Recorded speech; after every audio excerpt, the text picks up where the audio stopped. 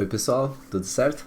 Aqui quem fala é o Luke Berry, você está no canal Luke Berry Pai, e hoje eu estou trazendo para vocês o nosso 7º episódio de Zerando HackerRank, em que a gente resolve uma questão de estrutura de dados e algoritmos juntos. Como sempre, o link desse problema aqui está ali na descrição, você pode ir lá conferir e ver se você entende o problema, e na volta a gente resolve o código juntos. Vai lá! Então vamos entender o problema? Aqui ele diz que ele nos dá uma matriz quadrada, certo? E ele quer que a gente calcule a diferença absoluta entre as somas de suas diagonais. Isso aqui é mais intimidador, ou melhor, é menos intimidador do que parece assim escrito, tá? Ele vai dar o exemplo aqui. A gente já tem uma matriz de exemplo, então quais vão ser as duas diagonais? A gente vai ter uma diagonal que ele chama da esquerda para a direita, que é essa aqui composta de 1, 5 e 9, e a gente vai ter outra diagonal que ele chama da direita para a esquerda, que é a 3, 5 e 9, tá? Aqui ele fala pra gente, ó, a gente vai ter uma soma dessas diagonais.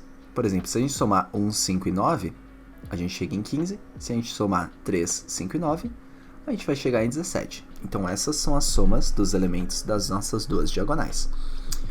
Aí ele diz aqui que a diferença absoluta entre elas é 2. Se você perceber, se a gente diminuir 15 ou melhor, se a gente fizer 15 menos 17, a gente vai chegar no valor de menos 2. Só que isso que quer dizer diferença absoluta? A gente está incluindo isso aqui dentro de um módulo. Então, não vai ser mais menos 2 e vai ser 2. Do mesmo jeito que se aqui fosse 20 e aqui fosse 40, 20 menos 40 é menos 20. Mas ao estar dentro do módulo, se transformaria apenas em 20. Tá certo? Então, a gente já sabe alguns passos aqui. E é sempre bom a gente enumerar os passos que a gente precisa fazer para não se perder durante a resolução, tá? Então a gente recebe uma matriz quadrada, a gente quer somar ambas as diagonais e a gente quer retornar a diferença absoluta. E eu vou pôr aqui módulo, que é o nome pelo qual a gente conhece isso. É até bom conferir. Certo, é um return mesmo. Vocês lembram de algumas diferenças que a gente teve entre return e console log, né? Tem alguns exercícios que querem return apenas, tem alguns exercícios que querem só console log, mas esse aqui a gente já sabe que é um return, então a gente já pode até deixar aqui. Ok, eu acho importante ressaltar que quando a gente fala de uma matriz, a gente está tratando de uma lista de listas. Aliás, eu acho que isso até já está copiado. Espera aí. Ah, não. Eu sobrescrevi. Vamos continuar aqui, então. Uma matriz, ela é só uma lista de listas em programação, tá? A gente já sabe disso. E isso aqui vai dar um direcionamento legal sobre o que a gente quer fazer para resolver esse exercício. Se a gente ver aqui, essa matriz que ele representa, óbvio, eu mudei um pouco os elementos, mas quando a gente recebe esse input, é assim que a gente recebe. A gente tem uma lista principal e a gente vai ter sublistas, que vão ser as nossas linhas da matriz, né?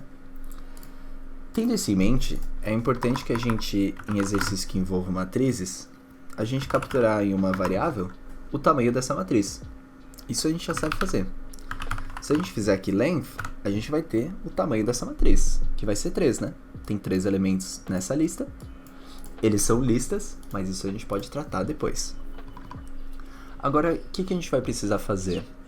Eu vou inicializar duas variáveis. A nossa main diagonal sum, que vai começar em 0, e a nossa secondary diagonal sum, que também vai começar em 0, tá? Qual que é a principal, qual que é a secundária? Se vocês lembrarem, e se vocês tiveram aulas sobre determinantes e matrizes, a gente chamava de diagonal principal, essa da esquerda para a direita aqui, 1, 5 e 9, e da direita para a esquerda a gente chamava de variável secundária, ou melhor, diagonal secundária, 3, 5 e 7, tá? Então isso aqui é apenas uma nomenclatura que vai fazer sentido em breve. A gente pode usar um laço for, em que a gente vai iniciar o nosso index em 0, enquanto esse index for menor que o tamanho da nossa matriz, a gente vai querer incrementar esse cara. Agora, o que a gente quer fazer? Essas são as variáveis que a gente vai alterar dentro desse for. Então vamos pensar o seguinte, quando a gente pensa em uma matriz, a gente pode chamar os elementos dela por coordenadas, certo?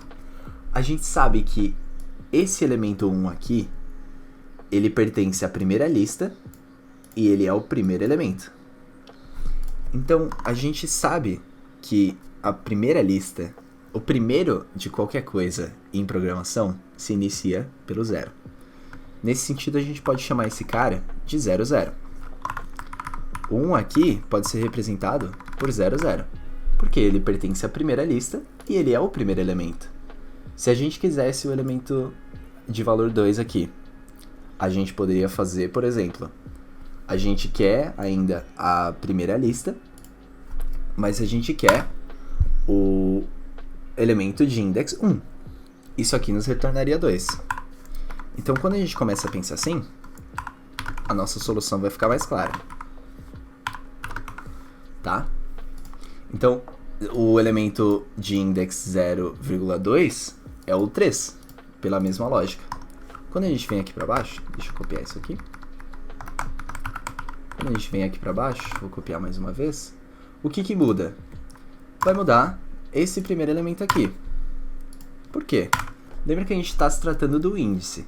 Então, quando a gente tem essa lista, a gente sabe que a primeira lista vai ter o index 0 e a segunda lista vai ter o index 1. Então, quando a gente pega index 1 e 0, a gente está selecionando a segunda lista e o primeiro elemento dessa lista, que vai ser o 4. Tá bem? Analogamente, a gente pode definir aqui esses outros valores. É importante entender isso aqui porque agora a gente tem algo muito claro para pegar as nossas diagonais. A gente não tem mais os valores, a gente já tem as coordenadas que a gente pode acessar do jeito que a gente quiser. Olha que bacana. Então, a soma que a gente vai querer fazer é, de fato, a soma do elemento index 0, index 0, para a nossa diagonal principal, né?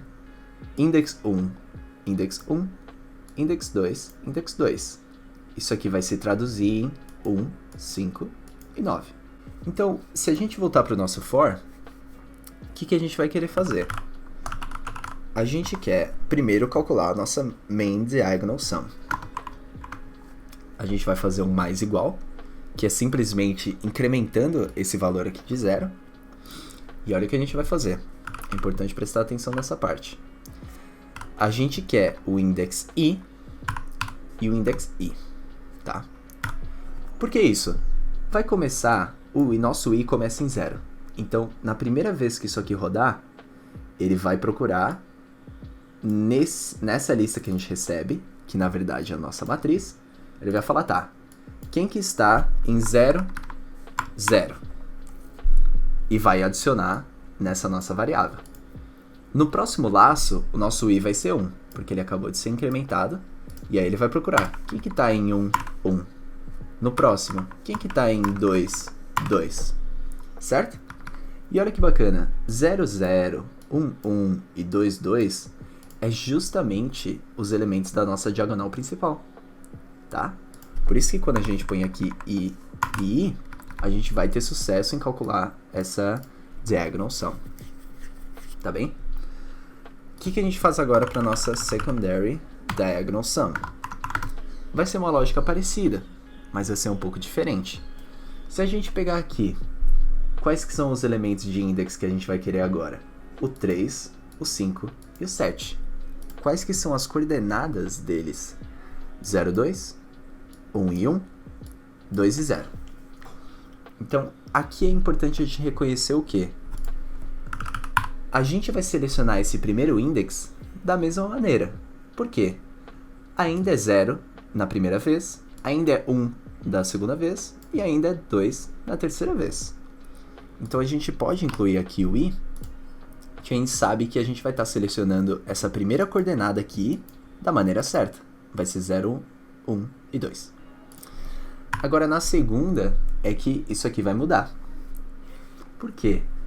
A gente sabe que no nosso primeiro laço esse valor aqui vai ter que ser 2, no nosso segundo laço vai ter que ser 1 e no terceiro laço vai ter que ser 0. Então, esse valor está decrescendo.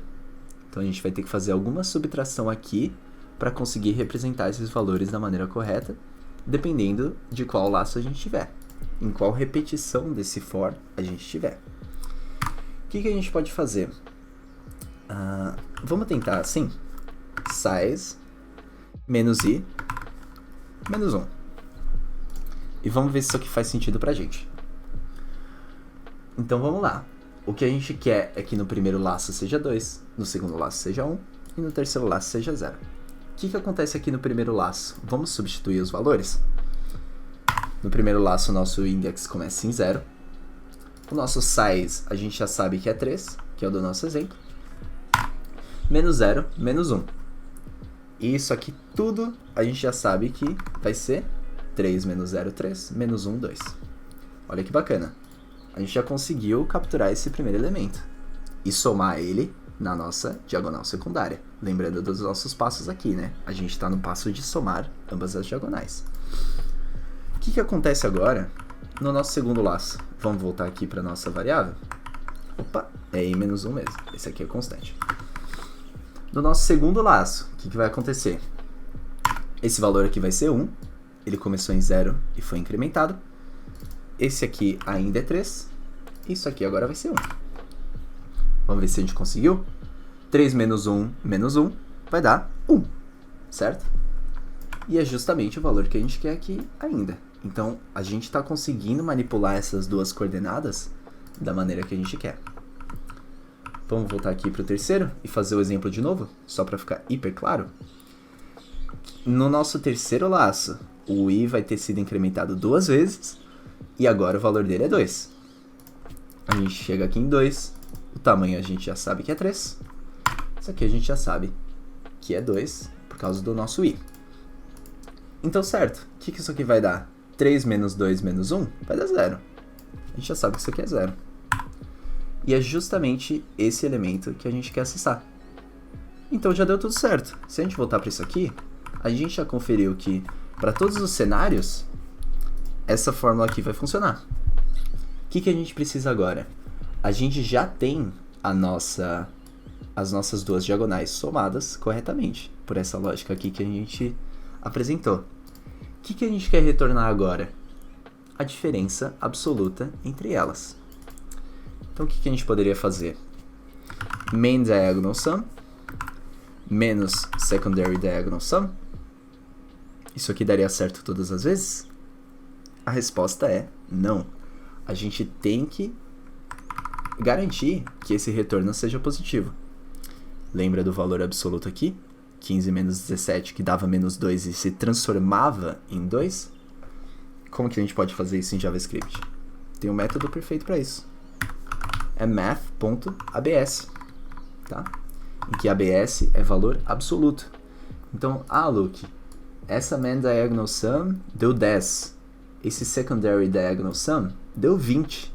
10 menos 20 dá menos 10. Mas quando a gente põe tudo dentro aqui desse math.abs, esse valor se transformaria em positivo e seria 10 positivo. Tá bem?